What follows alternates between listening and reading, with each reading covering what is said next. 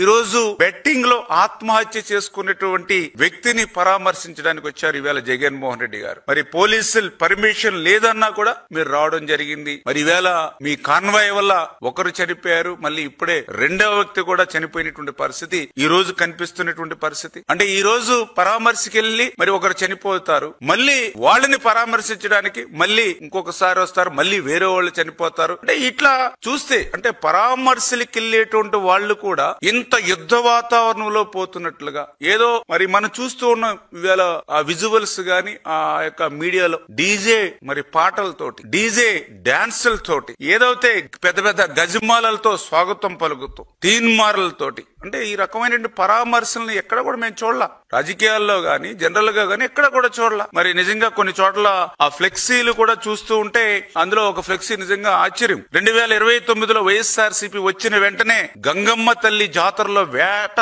తలలు నరికినట్లు రప్ప రప్ప అని నరుకుతాం ఒక్కొక్కడిని అని చెప్పి మరి వేళ వాళ్ళు పెట్టుకునేటువంటి ఫ్లెక్స్లు, అంటే ఇవన్నీ చూస్తూ ఉంటే ఇది పరామర్శలకి వస్తున్నటువంటి పరిస్థితిగా లేదు, ఆంధ్రప్రదేశ్ రాష్ట్ర ప్రజల మీద దాడి చేయడానికే వస్తున్నటువంటి పరిస్థితి ఈ రోజు క్లియర్ గా కనిపిస్తున్నటువంటి పరిస్థితి. అందులో కూడా మరి ఏదైతే ఆయన కాన్వాయ్ లోంచి మరి తగిలి ఎవరైతే మరి మధ్యాహ్నం ఎవరైతే చనిపోయారో మరి ఆయన ఒక దళిత బిడ్డ, అంటే ఒక దళిత బిడ్డ మరి చనిపోతే నిజంగా ఆయన్ని వెనువెంటనే మానవత్వం అనేటువంటి ఏ వ్యక్తి అయినా సరే యాక్సిడెంట్ అవుతే ఇమ్మీడియట్లీ ఆ కాన్వాయ్ ఆపుకుని ఆ ఎవరైతే గాయాల పాలిన వ్యక్తిని ఆ యొక్క అంబులెన్స్ లో గాని లేదా అందుబాటులో అవసరమైతే తన కాన్వాయ్ లో ఉన్నటువంటి కారును సైతం ఇచ్చి హాస్పిటల్ కి పంపించి ప్రాణాలు కాపాడతారు.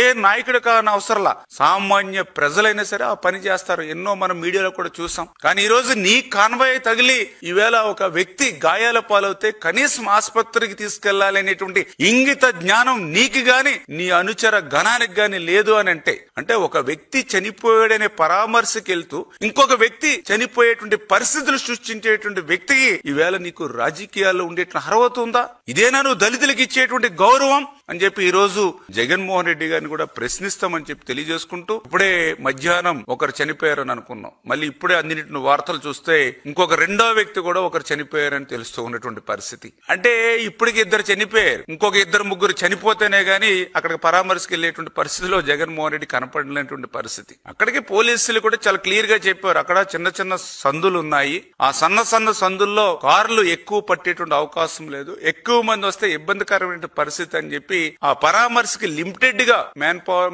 మనుషుల్ని అదేవిధంగా ఆ వెహికల్స్ ని వాళ్ళు అనుమతినిచ్చారు. కానీ దానికి భిన్నంగా మరి ఈయన ఒక జాతర మాదిరిగా ఒక మరి ఏదైతే ఆయన ప్రయత్నం చేశాడు, ఈవేళ ఒక పరామర్శకి వెళ్లి ఇప్పటికే ఇద్దరు ప్రాణాలను బలికొన్నటువంటి వ్యక్తి ఈవేళ జగన్మోహన్ రెడ్డి అనేటువంటి విషయం చాలా స్పష్టంగా అర్థమవుతున్నటువంటి పరిస్థితి. అంటే ఈ రకంగా గొడవలను సృష్టించడం, అంటే రాష్ట్రంలో శాంతి భద్రతలు లేవని చెప్పినటువంటి విధంగా జగన్మోహన్ రెడ్డి కుట్ర పనేటువంటి పరిస్థితి.